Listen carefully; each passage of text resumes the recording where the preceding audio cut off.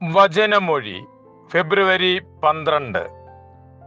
വചനഭാഗം ഉൽപ്പത്തി 3:1-13, ജ്ഞാനം 12:16-20, റോമ 12:1-8, മത്തായിയുടെ സുവിശേഷം 21:28-32.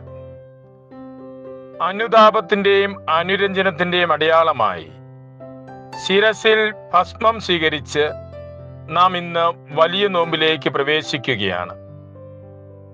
ആത്മീയ ജീവിതത്തിന്റെ വളർച്ചയ്ക്ക് ഏറ്റവും സഹായകമായ ദിനങ്ങളാണ് നോമ്പുകാലം. വിശ്വാസ വളർച്ചയ്ക്കും മിശിഹായോട് ഐക്യപ്പെടുന്നതിനും ഈ ദിനങ്ങൾ നമ്മെ സഹായിക്കുന്നു. മനുഷ്യ, നീ മണ്ണാകുന്നു, മണ്ണിലേക്ക് മടങ്ങും എന്ന വചനം ശ്രവിച്ചുകൊണ്ട് നെറ്റിത്തടത്തിൽ ഭസ്മം കൊണ്ട് കുരിശടയാളം സ്വീകരിക്കുമ്പോൾ പ്രഭാഷകന്റെ പുസ്തകം 7:36 പറഞ്ഞിരിക്കുന്നത് പോലെ, ജീവിതാന്ത്യത്തെക്കുറിച്ച് ഓർക്കണം, എന്നാൽ നീ പാപം ചെയ്യുകയില്ല.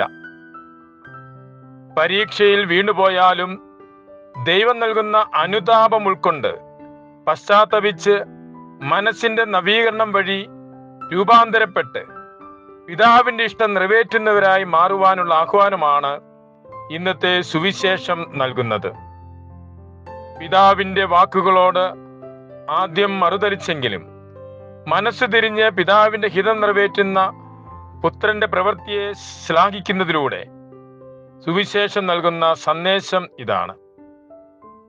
ജോയൽ പ്രവാചകനിലൂടെ അരുളി ചെയ്തിട്ടുള്ളതുപോലെ ഉപവാസത്തോടും വിശ്വാസത്തോടും നെടുവീർപ്പോടും കൂടെ കർത്താവിന്റെ പക്കലേക്ക് പൂർണ്ണ ഹൃദയത്തോടെ തിരിച്ചു വരുന്നതിനുള്ള അവസരമാണ് നോമ്പാചരണം.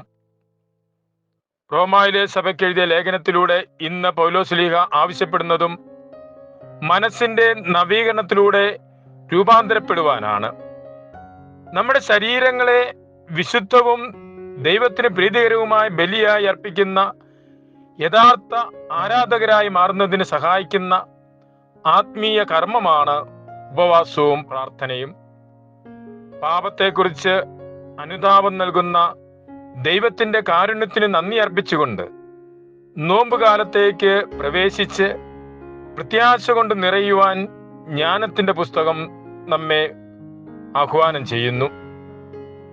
ഉൽപ്പത്തി പുസ്തകത്തിൽ കാണുന്നത് പോലെ വീണ്ടുപോയ ആദിമ മാതാപിതാക്കളെ തേടി വരുന്ന ദൈവത്തിന്റെ മുൻപിൽ പാപകാരണം അപരനിലേക്ക് ആരോപിക്കാതെ ദൈവത്തിനു മുൻപിൽ അനുതാപത്തോടെ ആയിരുന്നുകൊണ്ട് അവിടുന്ന് നൽകുന്ന രക്ഷ സ്വീകരിക്കുന്നതിന് ഈ നോമ്പും ഉപവാസവും നമ്മെ സഹായിക്കട്ടെ. ഈശോയിൽ സ്നേഹപൂർവം കുറ്റ്യാനിക്കൽ സെബാസ്റ്റ്യൻ അച്ഛൻ.